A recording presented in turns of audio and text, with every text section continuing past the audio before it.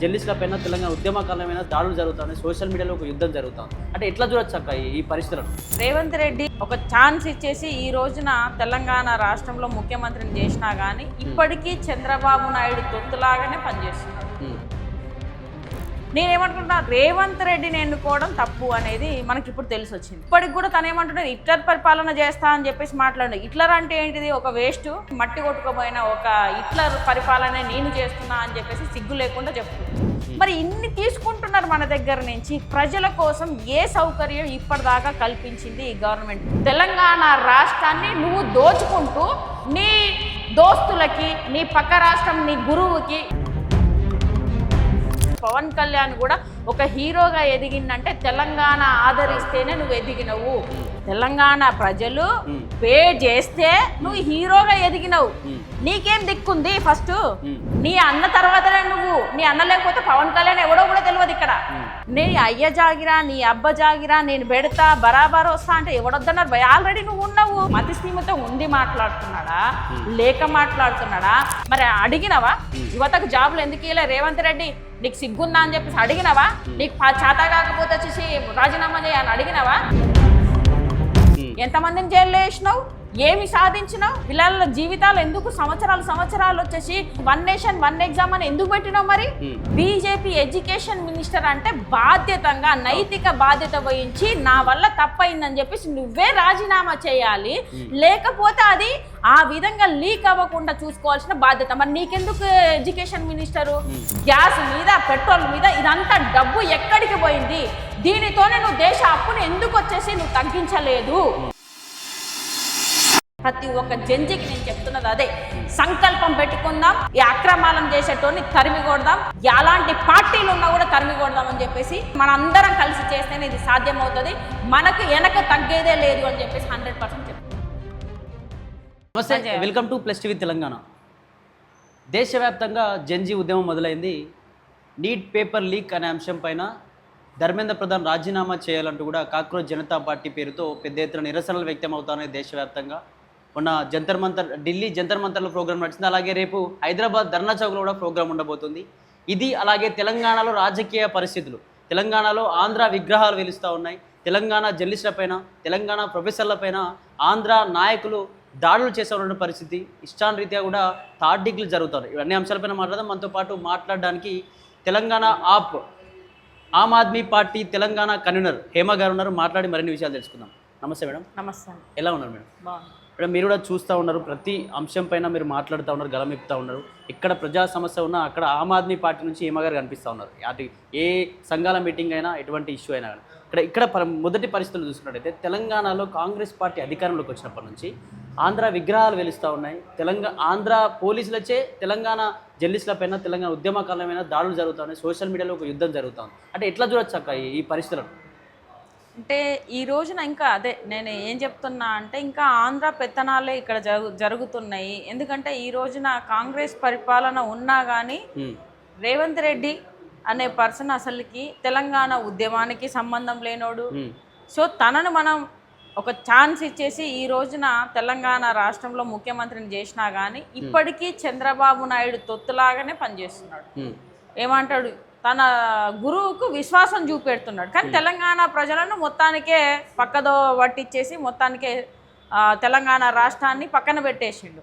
ఈ రోజున ఆంధ్ర వాళ్ళకే మన ఏదైతే కాంట్రాక్ట్లు కానీ ఏదైనా గవర్నమెంట్ కాంట్రాక్ట్లు అవన్నీ కూడా ఇప్పటికీ ఆంధ్ర వాళ్ళ చేతికి, అంటే తెలంగాణ తెచ్చుకొని మన నిధులు, మన నీళ్లు, మన బంగారు తెలంగాణ అనుకొని మన కోసం అయితే ఇప్పటి వరకు తెలంగాణ ప్రజల కోసం రాలేదు అనే చెప్పాలి. ఇంకా అసలు మనం ఆలోచించాల్సింది ఏంటంటే ఒకప్పుడు అంటే మళ్ళీ వీళ్ళు ఏదైతే గత ప్రభుత్వం ఉండి వాళ్ళు చేయలేనప్పుడు ఏ ప్రభుత్వం చేస్తుంది? ప్రత్యామ్నాయం ఏంటి అని చెప్పేసి ఇంకొక పార్టీని చూసుకోవాల్సింది మనం తప్పు చేశాము అనేది ఈరోజు అర్థమవుతుంది. ఎందుకంటే అది కూడా కాంగ్రెస్ను ఎన్నుకోవడం తప్పులేదు ఒకవేళ ఎన్నుకోవాలి అనుకుంటే. నేనేమనుకుంటున్నా, రేవంత్ రెడ్డిని ఎన్నుకోవడం తప్పు అనేది మనకి ఇప్పుడు తెలిసి వచ్చింది. ఇప్పటికి కూడా తను ఏమంటున్నాడు, హిట్లర్ పరిపాలన చేస్తా అని చెప్పేసి మాట్లాడు. హిట్లర్ అంటే ఏంటిది? ఒక వేస్ట్. తను మొత్తానికి నేనే రాజు, నేనే మంత్రి, నా రూల్స్ వెళ్తాయని చెప్పేసి మట్టి కొట్టుకుపోయిన ఒక హిట్లర్ పరిపాలన నేను చేస్తున్నా అని చెప్పేసి సిగ్గు లేకుండా చెప్పుకుంటున్నాను.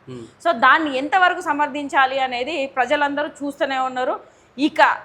ఇప్పటికి ఈ విగ్రహాల ముచ్చటకు వస్తే ఎంతసేపు విగ్రహాలు అని చెప్పి మాట్లాడుతున్నారు. మరి అదే చంద్రబాబు నాయుడు అధికారంలో ఉన్నప్పుడు మాక్సిమం ఆల్రెడీ వాళ్ళు పెట్టారు కదా, ఎన్టీఆర్ విగ్రహాలు పెట్టారు, గాంధీ విగ్రహాలు పెట్టారు. మీరెందుకు కొత్తగా విగ్రహాల జోలికి పోతున్నారు? ఆల్రెడీ మీరు ఇంప్లిమెంటేషన్ చేయాల్సిన చాలా ఉన్నాయి. ఈ రోజున సమస్యలు తెలంగాణలో నువ్వు ఇచ్చిన 6 గ్యారెంటీలు అనుకోవచ్చు, 420 హామీలు అవ్వచ్చు, ఈ రోజున రోడ్లు కానీ డ్రైనేజీలు కానీ వర్షం వస్తే చూస్తున్నాం కదా. నిన్న మనం ఎట్లా అంటే ఒక గంట సేపటికే 2 సార్లు వర్షం పడ్డది, గంటలోనే వచ్చేసి మొత్తం కార్లు మునిగిపోయే సిచ్యువేషన్కి వస్తున్నాం. ఒక కారు కొనాలి అంటే 50% వరకు ట్యాక్స్లే కట్టాలి, రోడ్ ట్యాక్స్లు, అది సెంట్రల్ స్టేట్. మరి ఇన్ని తీసుకుంటున్నారు మన దగ్గర నుంచి. ప్రజల కోసం ఏ సౌకర్యం ఇప్పటిదాకా కల్పించింది ఈ గవర్నమెంట్? ఇది మినిమం కల్పించాల్సిన బాధ్యత కదా. సో దాన్ని కూడా చేయలేనప్పుడు అసలు నువ్వు ఎందుకు అధికారంలో ఉండడం? అది మళ్ళీ 4 పోస్టులు, home minister, education minister, CM ముఖ్యమంత్రి పదవి నీకే, మళ్ళీ మున్సిపల్ మినిస్టర్ నీ దగ్గరే ఉంది. మరి ఇన్ని పదవులు పెట్టుకొని నువ్వేం చేస్తున్నావు అంటే ఈ రోజున వచ్చేసి దాంట్లో ఉన్న ఫండ్ నంది గుంజుకోవడానికి, ఇంకొకటి ఏంటంటే హోమ్ మినిస్టర్ పదవిని నీ దగ్గర పెట్టుకోవడానికి దేశంలో లేనంత ముఖ్యమంత్రి మీద ఎవరి మీద కేసులు ఉన్నాయంటే నీ మీదనే ఉన్నాయి. మొత్తం 80 చిల్లరగా 86, 87 వరకు ఉన్నాయి. సో ఈ కేసులు తవ్వుతారు వేరే వాళ్ళు వస్తే అని చెప్పేసి ఆ ఉద్దేశంతో హోమ్ మినిస్టర్ పెట్టుకున్నావు. మరి ఎడ్యుకేషన్ మినిస్టర్ ఎందుకు పెట్టుకున్నావు అంటే ప్రైవేట్ స్కూళ్ళతో గుంజుకోవాలి, దోచుకోవాలి అని చెప్పేసి అదొకటి పెట్టుకున్నావు.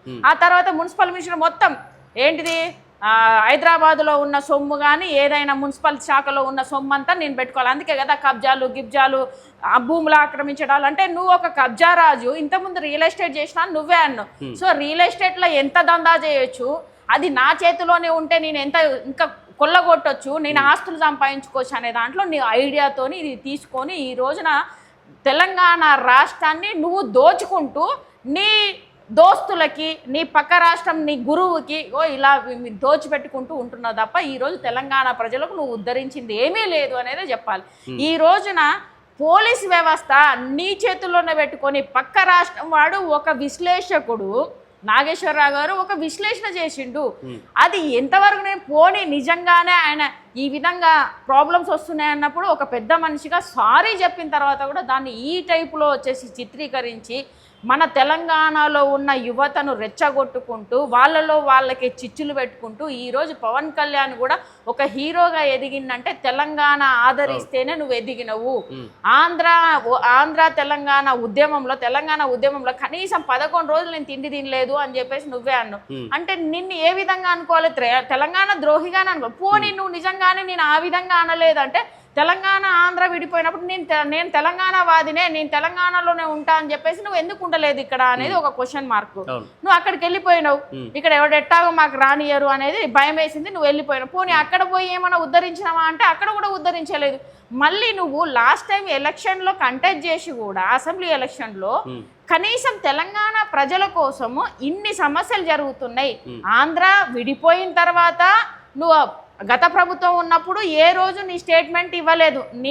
నీ పార్టీ ఉన్నది అనే దాంట్లో నీ పార్టీ నువ్వు వచ్చేసి ఒక అధ్యక్షునిగా పార్టీ నువ్వే స్థాపించినావు. ఇప్పటిదాకా ఏ సమస్య మీద నువ్వు ఒక వాయిస్ ఇవ్వలేదు. ఒక హీరోగా ఉన్నావు, హీరోగా కూడా ఇవ్వచ్చు నువ్వు. జనాలు నీ అభిమానులు చాలా మంది ఉన్నారు, అది ఇవ్వలేదు. ఒక పార్టీ అధినేతగా ఇవ్వలేదు, ఒక లీడర్గా ఇవ్వలేదు. ఏ విషయంలో నువ్వు ఇయ్యనైనప్పుడు ఈ రోజు చిచ్చులు పెట్టడానికి ఎందుకు వస్తున్నావు అంటే ఈ రోజు 2.5 సంవత్సరాలు 3 సంవత్సరాలుగా వచ్చేసి రేవంత్ రెడ్డి పరిపాలన ఉన్నది.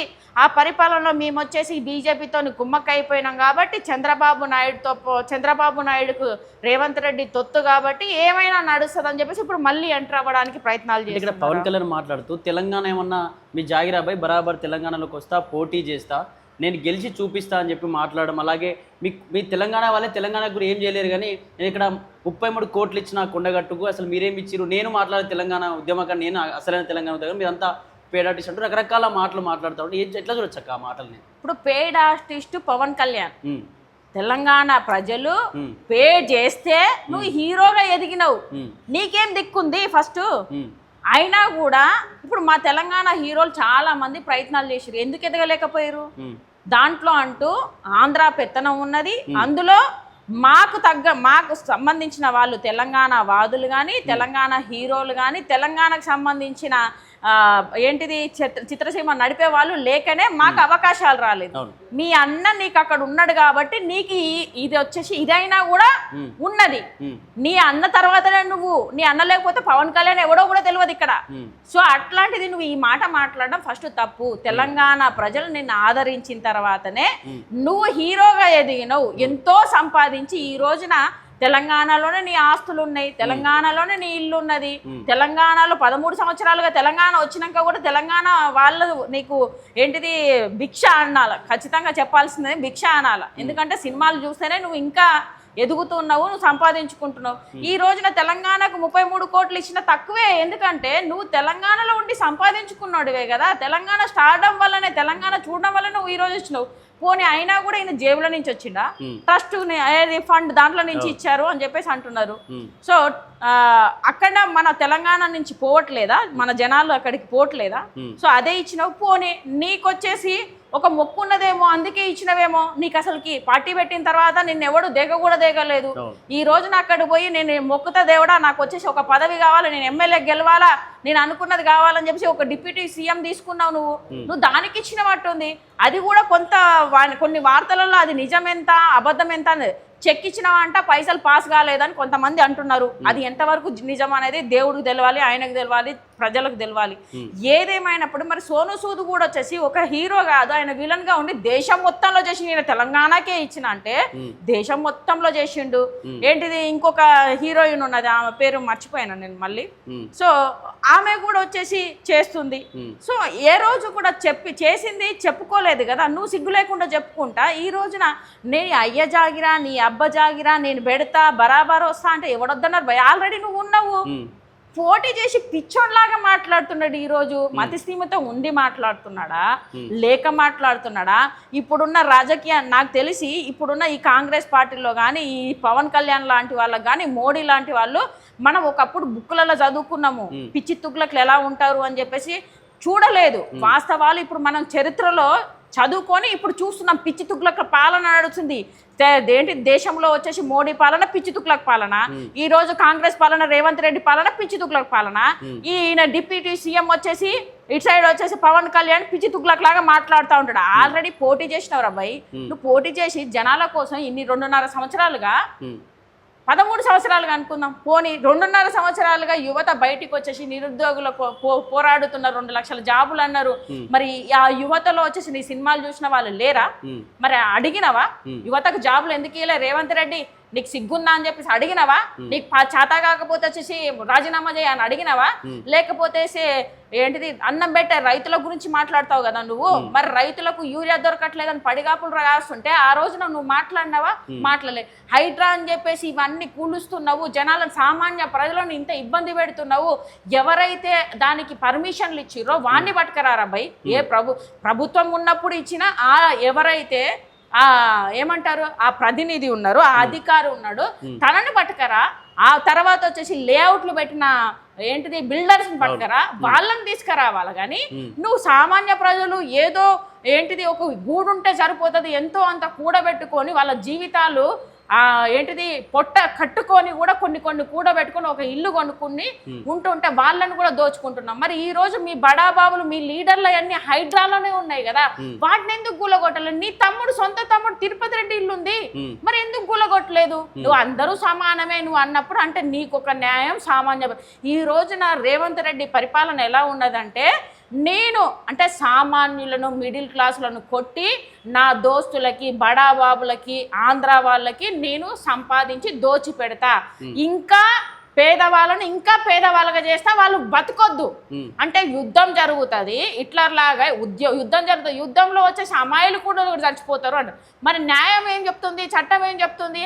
అమాయకుడికి శిక్ష పడకూడదు అని చెప్తుంది. అంటే మీరు ఏ సిద్ధాంతాలను మీరు ఫాలో అవుతున్నారు అనేది మీకు తెలియదు.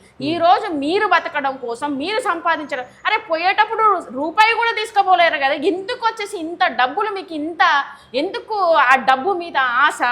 ఆ డబ్బుని పట్టుకుంటే రేపు పొద్దున మీరు సచ్చినా నీ ఫ్యామిలీ మొత్తము ఏ విధంగా పాపం తగ్గిపోతారు అనేది ఎందుకు అర్థం కాదు కామన్ సెన్స్ ఉన్నవాడికి. ఇక్కడ తెలంగాణ సాధించి 13 ఏళ్ళు గడుస్తూ ఉన్నా కూడా ఇప్పటికీ మళ్ళీ నిరుద్యోగులు ఏదైతే పోరాటం చేసి తెలంగాణను తీసుకొచ్చిరో అలాగే కాంగ్రెస్ పార్టీని అధికారంలోకి తీసుకొచ్చిన నిరుద్యోగులు కావచ్చు, ఉద్యమకారులు మళ్ళీ రోడ్లు ఎక్కుతా ఉన్నారు. మాకు ఉద్యోగాలు రావట్లేదని చెప్పి కొందరు, లేకపోతే మాకు ఇస్తున్న 250 గజాలు ఇల్లు ఇవ్వలేదని చెప్పేసి ఉద్యమకారులు. అంటే ఇంకా తెలంగాణ కోసం పోరాటం చేసి ఇన్ని బలిదానాలు చేసి వృధానే అంటారా ఇదంతా? ఇప్పుడు 1200 మంది బలిదానాలు చేసే తెలంగాణ వచ్చేసి మనం తెచ్చుకున్నప్పటికీ ఇప్పుడు ఆ రోజు కూడా తను నీ అబ్బ జాగిరా అని చెప్పేసి మాట్లాడిన రోజు ఏం జరిగింది?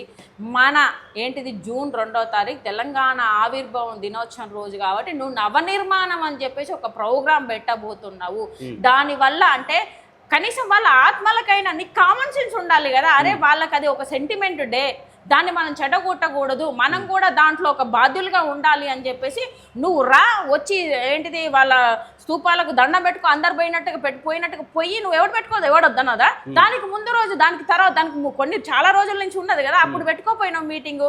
ఆ ఒక్క రోజు వదిలేసి తర్వాత మళ్ళీ పర్మిషన్ తీసుకోపోయినావు. అయినా కూడా నీ పార్టీ కంటెస్ట్ చేసి ఉన్నది. ఈ రోజున ఏ సమస్యల మీద మాట్లాడలేదని నేను అంటున్నా. ఇప్పటిదాకా నువ్వు ఏ సమస్య మీద మాట్లాడలేదు, నీ కింద ఉన్న కోతిమూక మాట్లాడలేదు, నీ పార్టీ కార్యకర్తలు మాట్లాడలేదు. వీళ్ళందరూ సాగరు, ఆదిలాబాద్ నుంచి సాగర్ అంట, సాగర్ వచ్చేసి తెలంగాణడు కాదా అంటే తెలంగాణ నువ్వు కూడా ద్రోహివా? ఈ రోజున నువ్వు ఒక ఓన్లీ సీరియల్ వరకే పరిమితం. నువ్వు హీరో ఎందుకు కాలేకపోయినావు, ఫెమిలియర్ ఎందుకు కాలేకపోయినావు అంటే నీకు చేత కాదా? ఈ రోజు వాళ్ళ చేతి కిందనే మోకాళ్ళ చేతులు. ఇది నేనేం అడుగుతున్నా అంటే అరే మనకెప్పుడు రా, ఎప్పుడు మనం పరిపాలించొద్దు, మన తెలంగాణ గడ్డలో పుట్టినోడు ఎవడు లీడర్ కావద్దు, ఇంకా వాళ్ళ కిందనే సంకలు నాకుండా కూర్చుందామా? ఇదే మన బతుకులంతా వాళ్ళకే దోచి పెడదామా? మనం ఇంకా ఎప్పుడు మనం లీడర్లకు ఎదగాలి? మన తెలంగాణ యువత ఎప్పుడు వచ్చేసి బయటికి రావాలి? మన తెలంగాణ ఆడవాళ్ళు ఉన్నారు, వీళ్ళెవరు బీసీలు అని చెప్పేసి ఇటు సైడ్ తిరుగుతూ ఉంటారు, ఇటు సైడ్ చూసుకుంటా ఉంటే ఫ్యాన్సిజం అని చెప్పి ఈ ఫ్యాన్స్ అని చెప్పేసి ఏం జరిగింది? ఈ ఫ్యాన్స్ మనకేం పెట్టి ఫ్యాన్స్ ఉండడం వల్ల నీకేం ఒరిగింది? నీ హీరో వచ్చేసి నీ గురించి ఏమైనా ఏంటిది ప్రొడ్యూసింగ్ చేసే సినిమాలు చేసిండా?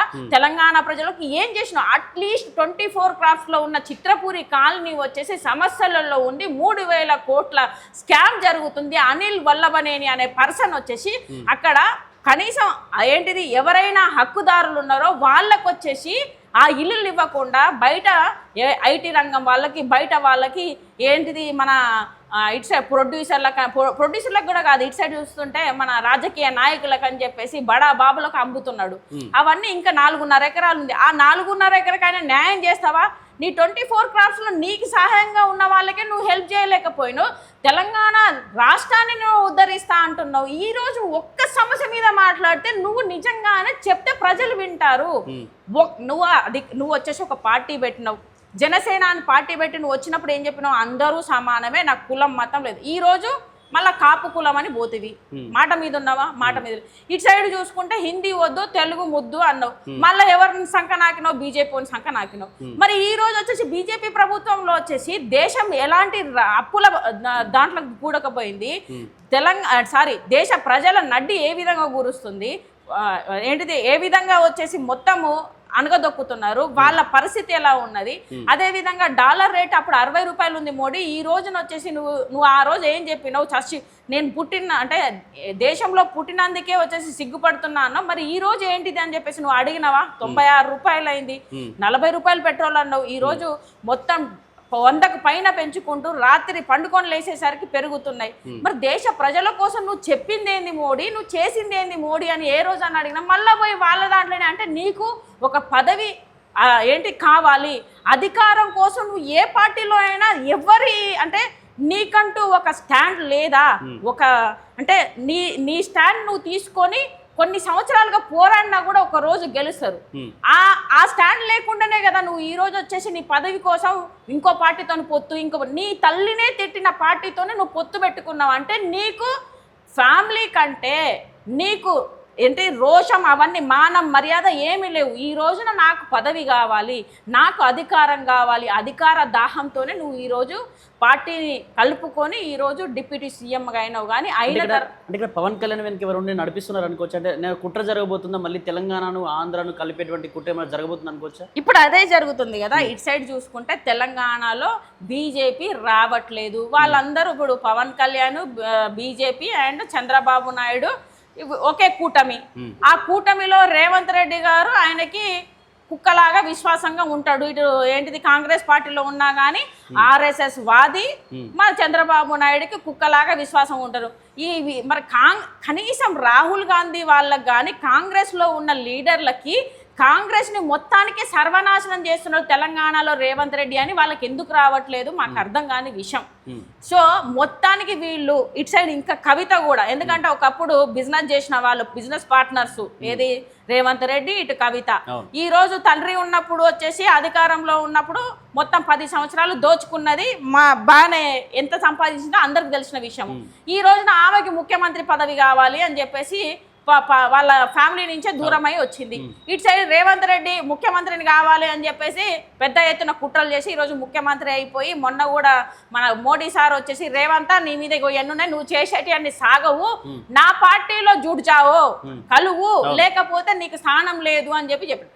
ఇవన్నీ చూసుకుంటుంటే ఈ రోజు తెలంగాణ ప్రజలు ఆలోచించాల్సింది ఏంటంటే మన దగ్గర కొత్త శక్తి ఒకటి, శక్తి అంటే మీన్స్ మనల్ని తెలంగాణను మళ్ళీ కొల్లగొట్టడానికి ఇటు రేవంత్ రెడ్డి, కవిత, బీజేపీ, చంద్రబాబు నాయుడు, పవన్ కళ్యాణ్ వీళ్ళందరూ. ఎందుకంటే పవన్ కళ్యాణ్ కొంచెం స్టార్డమ్ ఉంది తెలంగాణలో. ఇప్పుడు మనమే గొడవలు పెట్టుకుంటున్నాం కదా, మన తెలంగాణ ప్రజలము మనమే రేవంత్ రెడ్డి అని చెప్పేసి మళ్ళీ ముఖ్యమంత్రి ఓటారు ఆడ పోయి లోపల ఉన్నాడు అని ఎవడన్నా తీసుకొచ్చే దిక్కుందా బయటికి లేదు.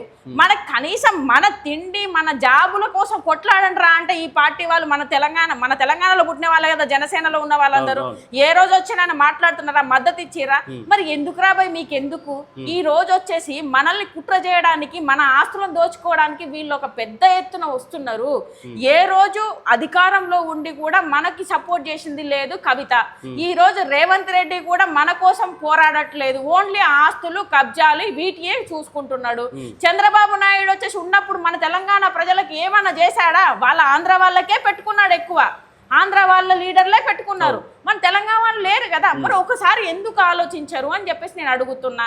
ఇటు ఏంటి పవన్ కళ్యాణ్ 11 రోజులు నేను అన్నం తినలేదు, నేను వచ్చేసి ఏంటిది నాకు తెలంగాణ రావడం ఇష్టం లేదు అనే చెప్తున్నాడు, చెప్పకనే చెప్పిండు కానీ మనకు అర్థం కావట్లేదు. తెలంగాణ విడిపోయి ఆంధ్రాకి వెళ్ళిపోయినాక మళ్ళీ బరాబర్ అంటాడు. అసలు ఆయన ఏం మాట్లాడుతున్నారు? ఇప్పటికైనా తెలంగాణ ప్రజలు, యువత ముఖ్యంగా మీరు తలుచుకుంటే ఏదైనా చేయగలుగుతారు, మీరు లేకపోతే రాష్ట్రాలు లేవు. కాబట్టి దయచేసి నేను ఒక్కటే చెప్తున్నా, మన తెలంగాణ తెచ్చుకుంది మన కోసం, మనం ఎదగడానికి, మనకి విద్య వైద్యం అదేవిధంగా మన నీళ్లు నిధులు ఇవన్నీ మనం సమకూర్చుకుందాం.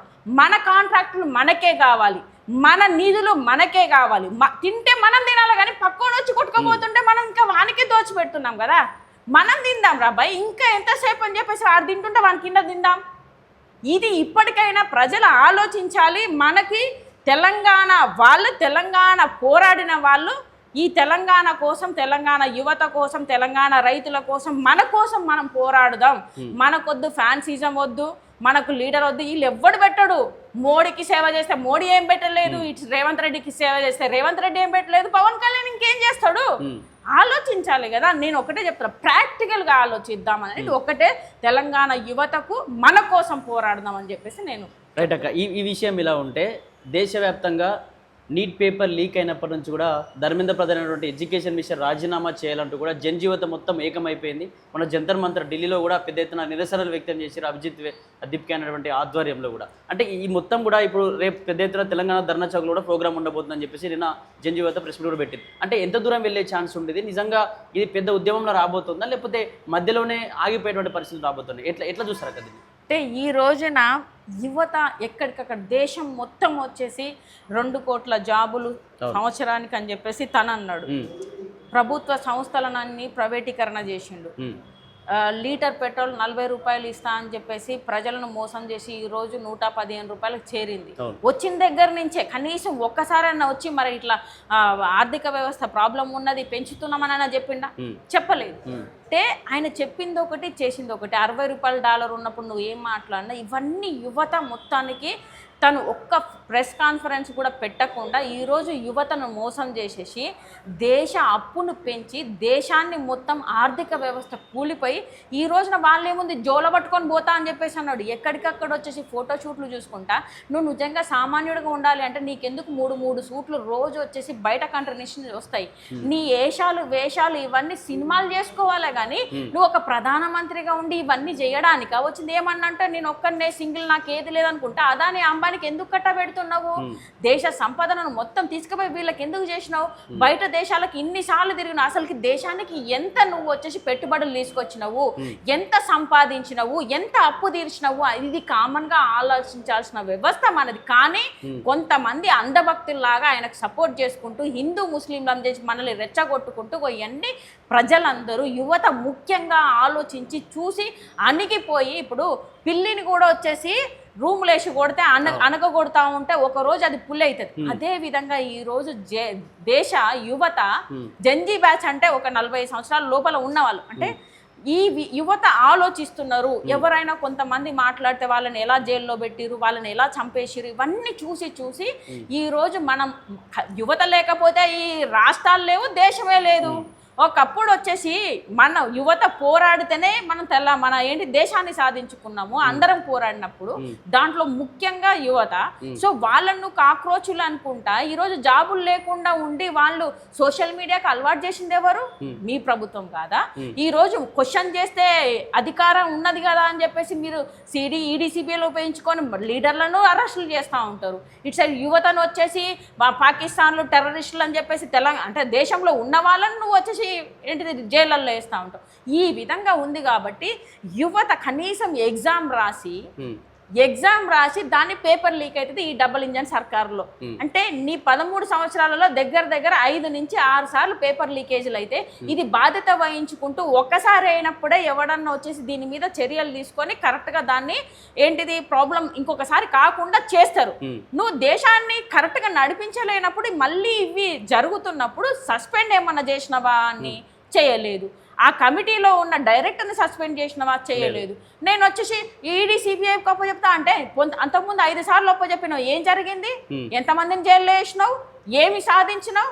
పిల్లల జీవితాలు ఎందుకు సంవత్సరాలు వచ్చేసి ఒక వన్ నేషన్ వన్ ఎగ్జామ్ అని ఎందుకు పెట్టినావు? మరి దానికి వచ్చేసి ఒంటి మీద కొంచెం కూడా ఉండకుండా ఏదో టెర్రరిస్టులను చెక్ చేసినట్టు చేసి మళ్ళీ ఎగ్జామ్లు రాపిచ్చేసి ఈ రోజు నా పేపర్ లీక్ అయిందని సిగ్గు లేకుండా ఒప్పుకుంటున్నావు అంటే నీకు పరిపాలన చేత కాదు. కాబట్టి ఈ రోజు జెన్జీ యువత కొందరు బీజేపీ నాయకులు మాట్లాడేటువంటి అంశం ఏంటంటే తెలంగాణలో ఉన్నటువంటి బీజేపీ నాయకులు అది నీటికి సంబంధించిన యజమాన్యం యొక్క మిస్టేకు, దానికి సంబంధించి ఎడ్యుకేషన్ మినిస్టర్ రాజీనామా చేయాలని ఎందుకంటా ఉన్నారు, ఎందుకు ప్రతిసారి బీజేపీ వైపు ఎందుకు ఈ విధంగా పడి ఏడుస్తారు అని చెప్పి కొందరు బీజేపీ నాయకులు. నేను ఏమంటున్నా బ్రదర్, ఈ రోజు దేశాన్ని పరిపాలిస్తున్నది ఎవరు? బీజేపీ ఎడ్యుకేషన్ మినిస్టర్ అంటే బాధ్యతంగా నైతిక బాధ్యత వహించి నా వల్ల తప్పైందని చెప్పేసి నువ్వే రాజీనామా చేయాలి. లేకపోతే అది ఆ విధంగా లీక్ అవ్వకుండా చూసుకోవాల్సిన బాధ్యత. మరి నీకెందుకు ఎడ్యుకేషన్ మినిస్టరు? నువ్వు వచ్చేసి మా డబ్బులు తీసుకుంటున్నావు కదా నెలకు జీతము, మాకు ఆ పేపర్ లీక్ అవ్వకుండా ఎడ్యుకేషన్ సంబంధించిన రాజ్యాంగంలో రాసిన వాటిని దాన్ని అమలు చేయడానికి నువ్వు ఎడ్యుకేషన్ మినిస్టర్ గా ఉన్నావు దేశంలో. దేశానికి మొత్తం నువ్వు ఎడ్యుకేషన్ మినిస్టరు. మరి దేశ ప్రజలు నీ దాంట్లో రారా? మా బీజేపీ మీద పడేస్తుందంటే అరే రేపు పొద్దున కాంగ్రెస్ ప్రభుత్వం ఉంటే ఇప్పుడు మా ప్రభుత్వం ఉన్నా కూడా అడుగుతారు, క్వశ్చన్ చేసే అధికారం ఉంది. పరిపాలిస్తున్నది ఎవరైనా కానీ వాళ్ళని అడుగుతారు. బీజేపీ ఉంది కాబట్టి బీజేపీ వాళ్ళని అంటున్నాం. బీజేపీ లేకపోతే కాంగ్రెస్ ఉంటాయి, బీజేపీ వాళ్ళని ఎందుకు అంటాము? అంటే తెలివి తక్కువ ఉన్నదా? జనాలకి ఏమన్నా మైండ్ పని చేయట్లేదా? అసలుకి మీరు అసలు ఏం మాట్లాడతారో కూడా నీకు అర్థమే కాదు. ఈ రోజున మోడీని కాపాడుకోవడానికి తెలివి ఉన్నోడు కూడా తెలివి లేకుండా ఈ రోజున వచ్చేసి గోబర్ బ్యాచ్ లాగా గోబర్ తింటున్నారా ఏమో, అందుకే వచ్చేసి ఈ విధంగా మాట్లాడుకుంటూ ఈ రోజు యువతను మొత్తం రోడ్డు మీద తీసుకొచ్చారంటే అరే వ్యవస్థ మొత్తం నాశనం అయిపోయింది, దేశం సర్వనాశనం అయిపోయింది, కాపాడుకోవాల్సిన బాధ్యత మాకుందని ఈ రోజు జెన్జీ బయటకు వచ్చి కాక్రోచ్ పార్టీ అని చెప్పేసి ఇంకా అధికారికంగా కాలేదు. ఇది వాళ్ళ మేనిఫెస్టోలో ఏమున్నాయి? ఇలాంటి కరప్షన్ చేసే నా కొడుకులను వచ్చేసి ఇంకొకసారి చేయకుండా చేస్తాము, ఫస్ట్ రాజీనామా చేయాలని, ఎన్కౌంటర్ చేయాలని చెప్పాలి నిజంగా చెప్పాలంటే. ఎందుకంటే దేశ యువతతో మొత్తం అడుక్కున్నారు. దేశ యువతను వచ్చేసి 17 మంది చనిపోయారు, వాళ్ళ జీవితాలతోనే ఆడుకున్నారు. కాబట్టి మీరు ప్రజల సొమ్ము తినుకుంటూ ఈరోజు అధికారంలో ఉన్నారు కాబట్టి ఈ విధంగా అడగాలి. కానీ దేశ ఏంటిది యువత వచ్చి ఆలోచిస్తున్నారు కాబట్టి ఈరోజు నిన్ను ఏమడుగుతున్నారు, రాజీనామా చెయ్యి అంటున్నారు. ఆయన రాజీనామా చేయకపోతే నువ్వు ప్రధానమంత్రిగా నీ బీజేపీ ప్రభుత్వం ఉన్నది కాబట్టి నువ్వు బాధ్యత తీసుకొని ఆయన సస్పెండ్ చేయని చెప్పేసి అడుగుతున్నారు. ఇది తప్ప అని చెప్పేసి అడుగుతున్నా. అదే విధంగా మహిళల మీద ఏ విధంగా బీజేపీ ప్రభుత్వంలో ఉన్న లీడర్లే వచ్చేసి ఈ రోజు రేపులు చేస్తున్నారు. మహిళలకు రక్షణ లేకుండా పోతుంది. ఎక్కడికక్కడ చిన్న పిల్లల మీద కూడా ఈ రోజున ఈ వ్యవస్థ మొత్తం వచ్చేసి దేశంలో ఆడదే లేకుండా చేయడానికి ప్రయత్నాలు చేస్తున్నారు. కాబట్టి ఆడదానికి సపోర్ట్ చేసేటట్టుగా ఆడవాళ్ళకు సపోర్ట్ చేస్తాం మేము అని చెప్పేసి వాళ్ళు చెప్తున్నారు. అదే విధంగా వచ్చేసి ఈరోజు జడ్జి వ్యవస్థలు వచ్చేసి ఇలాంటి వాళ్లకు, తప్పులు చేసే వాళ్ళకు, అన్యాయాలు చేసే వాళ్ళకు కొమ్ము కాస్తూ ఏంటిది పదవుల కోసం వాళ్ళు రిటైర్డ్ అయిన తర్వాత పదవుల కోసము ఈ విధంగా చేస్తున్నారని చెప్పేసి దానికి ఒక చట్టం తీసుకొచ్చేసి దాన్ని మొత్తానికే లేకుండా ఆ చట్టాన్ని ఇంప్లిమెంటేషన్ చేస్తా అంటున్నారు. అది దేశ ప్రజలకు మంచిది కాదా? ఏం తప్పున్నది దాంట్లో? నెక్స్ట్ ఇంకేమంటున్నారు, ఏమైనా అక్రమాలు చేసినా అన్యాయాలు చేసినా ఇంకోటి ఈ రోజున మనకి చూసుకుంటే ఏంటిది ఎలక్షన్స్ వస్తున్నాయంటే ఈవీఎం మిషన్స్ పెట్టుకొని ఎవడైతే అధికారంలో ఉండాలనుకున్నాడు ఆ మిషన్స్ వాడుకుంటూ ఇంకొకటి తీసుకొచ్చి సర్ అనే దాన్ని తీసుకొచ్చి ఒకవేళ పరానా వాళ్ళు గెలుస్తారంటే వాని ఓట్లు ఎట్లా తీరాలి? అక్కడ టెర్రరిస్టులు ఉన్నారు, అక్కడ ఏంటిది పాకిస్తాన్ వాళ్ళు ఉన్నారు, వాళ్ళు ఉన్నారు, వీళ్ళు ఉన్నారు అని చెప్పేసి మరి నువ్వు ఫస్ట్ నువ్వే అధికారంలో ఉన్నావు. దేశాన్ని రక్షించే బాధ్యత అమిత్ షా చేతిలో, బీజేపీ చేతిలో ఉన్నది. అసలు టెర్రరిస్టులు ఎట్లా జొరబడుతున్నారు? పోలీసోడి నువ్వే ఉండి ప్రజలకు వచ్చేసి దొంగలు పడ్డారు అంటున్నావు అంటే నీకు సిగ్గున్నదా అని చెప్పేసి మేము అడుగుతున్నాము. నువ్వు పోలీసు వాళ్ళు దొంగలు అండి ప్రజలు వచ్చి సరే దొంగలు పడ్డరా మమ్మల్ని కాపాడరా అని మేము అడగాలి. అట్లాంటిది నువ్వు మా ట్యాక్సులు తినుకుంటూ నువ్వు ఆ అధికారం ఉండి నీ దగ్గర అరే ప్రజలారా దొంగలు పడ్డారు అని చెప్పేసి మమ్మల్ని అడుగుతున్నాం. మరి అది ఎందుకు రాజీనామా చేయి? నీకు చేత కావట్లేదు, మేము చూసుకుంటాం. నువ్వు ఇలాంటి వ్యవస్థను తయారు చేసి ఈ రోజున అదాని అంబానికి కట్టబెట్టుకుంటూ ఈ రోజున వచ్చేసి మొన్నటికి మొన్న కూడా ముగ్గురు మన ఏంటిది దేశంలో నావీలో పనిచేస్తున్న వాళ్ళు ముగ్గురు చనిపోయారు. ఏది మన ఇంపోర్ట్ చేస్తున్నారు, కొన్ని వస్తువులను ఇంపోర్ట్ చేసుకుంటున్నప్పుడు అది ఎవరు కొట్టిరు? ఈ రోజున ట్రంప్ ఏం చెప్తే ఆడుతున్నావు, మోడీ ఆడుతున్నాడు కదా, ఏం చెప్పినా ట్రంప్ ఏం చెప్పినా ఆడుతున్నాడు. అలాంటి పర్సన్ మన దేశంలోనే ఎందుకు కొట్టాలా? అది ఒక్కసారి కాదు 3 సార్లు కొట్టిండు మిజైల్. అంటే ఈ రోజున అంటే ఏమంటున్నాడు అంటే మళ్ళీ మీరు దొంగతనంగా అంటే మన దేశం దొంగతనంగా ఇరాన్ దగ్గర నుంచి రష్యా దగ్గర నుంచి పెట్రోల్ డీజిల్ కొనుక్కుంటుందేమో అదే ఉద్దేశంతో మేము కొట్టినామంటే మోడీ నీ చెప్పు చేతుల కిందనే ఉన్నాడు. అంటే నువ్వు వ్యవస్థ ఎట్లా నడుస్తున్నది? అంత అంటే దేశము అంత ఏంటి దొంగల దేశమా? అంటే ఈ రోజు వాళ్ళు దొంగలని కొట్టేలాగా చేస్తున్నారంటే మోడీ ఎంత దొంగతనం చేస్తున్నాడు అని చెప్పేసి అనుకోవాలా ప్రజలు? అంటే నువ్వు మోసాలు చేస్తున్నావు, దొంగతనం చేస్తావు, మోసంగా వచ్చేసి బయట నుంచి ఎత్తుకొస్తావు అని చెప్పేసి వాళ్ళు చెప్తున్నారు కదా. నువ్వు ఏదైతే ఆడిపిస్తున్నా ట్రంపే నీకు మన దేశంలో ఉన్న వాటి మీద కొడుతున్నాడు అంటే నువ్వు ఏ స్థానంలో ఉన్నావు, దేశాన్ని ఎక్కడి దాకా తీసుకుపోయినావు అనేది. ఒకప్పుడు ఆడదానిగా ఉన్న ఇందిరాగాంధీ కూడా వచ్చేసి గజగజ వణికించింది. ఆడదానికి ఉన్న ధైర్యం కూడా లేదు నీకు. పెళ్ళాన్ని వదిలేసి నేను ఈరోజు ఈ మాటలు మాట్లాడుతున్నా అంటే ఒక పెళ్ళాన్ని ఒక ఆడదానికి రక్షణ ఇవ్వకుండా వదిలిపెట్టిన నీకు దేశాన్ని పరిపాలించే అధికారం ఉన్నదా? నీకు అసలు అర్హత ఉన్నదా అని చెప్పేసి మేము ఈరోజు అడుగుతున్నాము.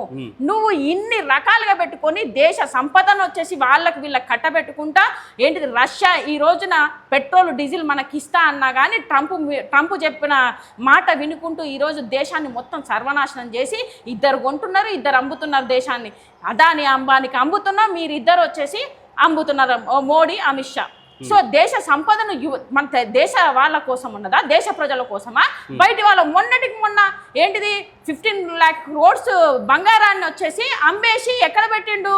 ట్రంప్ అమెరికాలో పెట్టిండు. ఎవరి కోసము పెట్టిండు అంటే మన ఎల్ఐసి డబ్బులన్నీ జనాలు వాళ్ళు తర్వాత వాళ్ళ లైఫ్ వాళ్ళ ఫ్యామిలీ కోసం దాచుకున్నది కూడా కనీసం దాన్ని కూడా దోచుకొని వాళ్ళకి పెడుతున్నావు అంటే ఈ రోజున నువ్వు కనీసం చాక్లెట్ అయినా ఇచ్చినావు ఇప్పటిదాకా దేశ ప్రజల కోసం? మా సంపదనంతా మీరు ఇట్లా కొల్లగొట్టుకుంటున్నారు, మీ ఇష్టానికి వాడుకుంటున్నారు షూటింగ్ల కోసం అని చెప్పేసి గంటకో వేషం వేసుకుంటా నువ్వు ఇలా చేస్తున్నావు. ఇంకా నువ్వు చేసుకుంటూ కాకుండా నీ అదానిని అంబానీని ఇట్లా ధనవంతులు చేస్తున్నావు. మిగతా వాళ్ళని అంటే మిడిల్ క్లాస్ నుంచి పూర్గా ఉన్న వాళ్ళు ఇక మొత్తానికి కింద స్థానంలో ఉన్న పూర్ పీపుల్స్ మాత్రము చచ్చిపోండి రా భయ్, మాకేం సంబంధం లేదు, మిడిల్ క్లాస్ వాళ్ళు మొత్తం పూరవ్వాలి.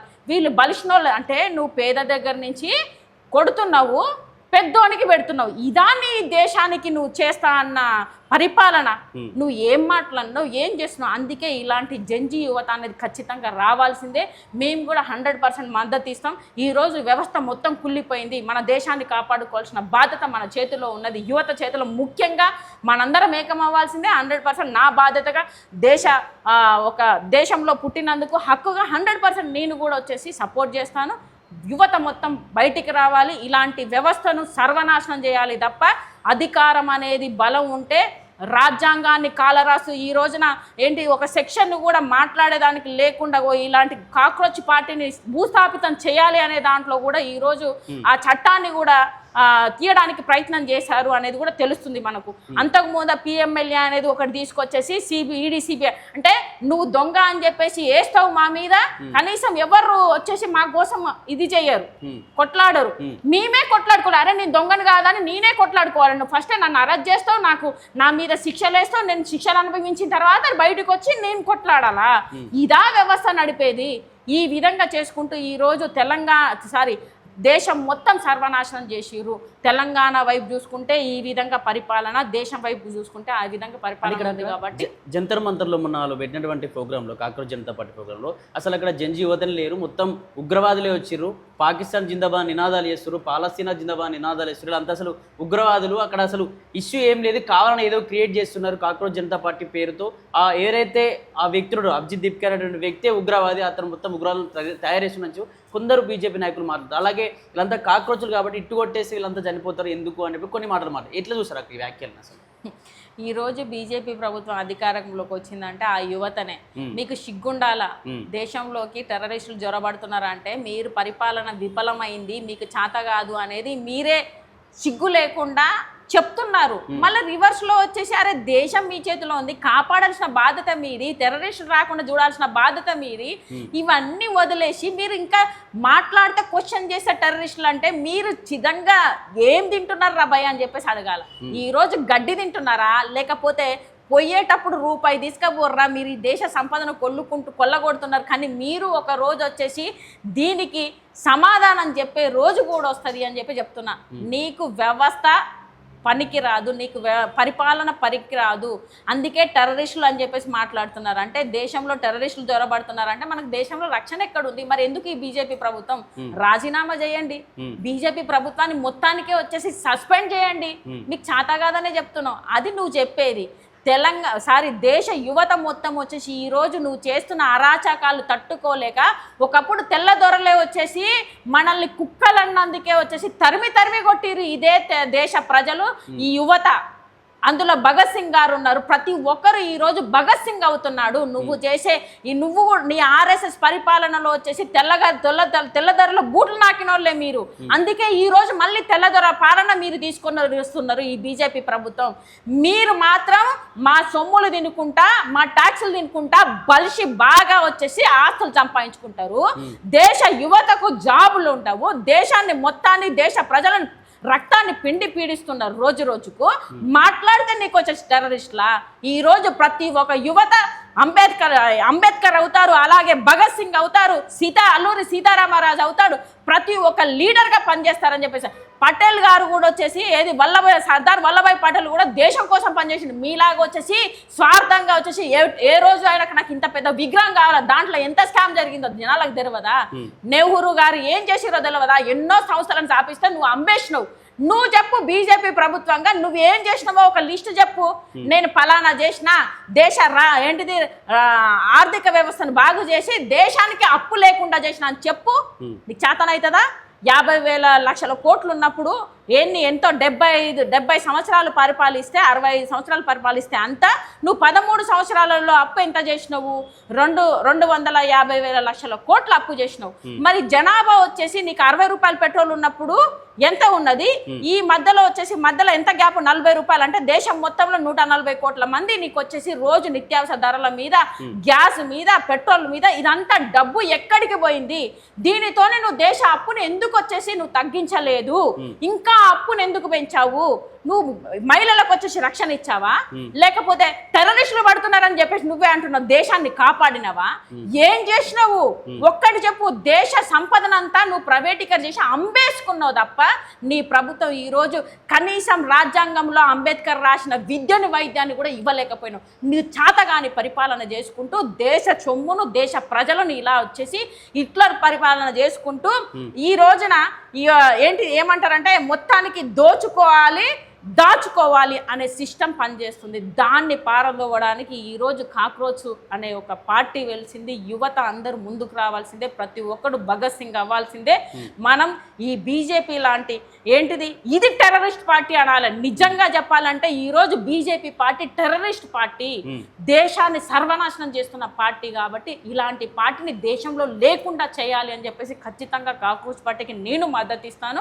100% రేపు జరగబోయే దాంట్లో నేను పాల్గొంటాను. రైట్. ఇక చివరిగా రేపు కాక్రోచ్ జనతా పార్టీ పేరుతో జెన్జీ మొత్తం కూడా ధర్నా చౌక్లో నిరసన కార్యక్రమం ఏర్పాటు చేయబోతున్నారు. చాలా మంది కూడా వేలాది మందిగా కూడా తరలి వచ్చేటువంటి అవకాశం ఉందని చెప్పి నన్ను ప్రెస్ మీట్లో పెట్టారు. మీకు వాళ్ళు వాళ్ళు అంటే జెన్జీ యువతకి మొత్తానికి మీరు ఏం సజెస్ట్ చేయబోతా ఉన్నారు, వాళ్ళకి ఏం చెప్పాలనుకుంటున్నారు చివరిగా? ఐఎమ్ ఆల్సో జెన్జీ, నేను కూడా జెన్జీనే. ఖచ్చితంగా రేపు జరగబోయే ప్రోగ్రామ్ని మనకు కావాల్సింది ఏదైతే అన్యాయం చేసిన ఫస్ట్ పాయింట్ ఏంటంటే ధర్మేంద్ర ప్రధాన్ వచ్చేసి సస్పెండ్ చేయాలి అనేది, దాన్ని చేసేదాకా వదలొద్దు. ఇక మీద దేశంలో ఎలాంటి సమస్యలున్నా ఆ సమస్యను ఒక్కొక్క సమస్యగా వచ్చేసి దాన్ని మనం వచ్చేసి సంకల్పం కట్టుకొని, ఇప్పుడు ఎలాగైతే ధర్మేంద్ర ప్రధాన్ రాజీనామా చేసేంత వరకు యువత వదలము అని చెప్పేసి అంటున్నారో, అదే విధంగా ఒక్కొక్కటి తీసుకొని సంకల్పం చేసేసి దాన్ని తరిమికొట్టి ఈ రోజున మన దేశాన్ని మనం కాపాడుకునే బాధ్యత మన అందరికీ ఉన్నది. ప్రతి ఒక్క జెన్జీకి నేను చెప్తున్నది అదే, సంకల్పం పెట్టుకుందాం, ఈ అక్రమాలను చేసేటోని తరిమి కొడదాం, ఎలాంటి పార్టీలు ఉన్నా కూడా తరిమి కొడదామని చెప్పేసి మనందరం కలిసి చేస్తేనే ఇది సాధ్యమవుతుంది. మనకు వెనక తగ్గేదే లేదు అని చెప్పేసి 100% చెప్తున్నాను. రైట్, థ్యాంక్ యూ అక్క. Thank you. ఇది తెలంగాణ ఆమ్ ఆద్మీ పార్టీ కన్వీనర్ హేమ గారితో స్పెషల్ ఇంటర్వ్యూ. మరిన్ని అప్డేట్స్ కోసం చూస్తూనే ఉండండి plus TV Telangana. Thank you.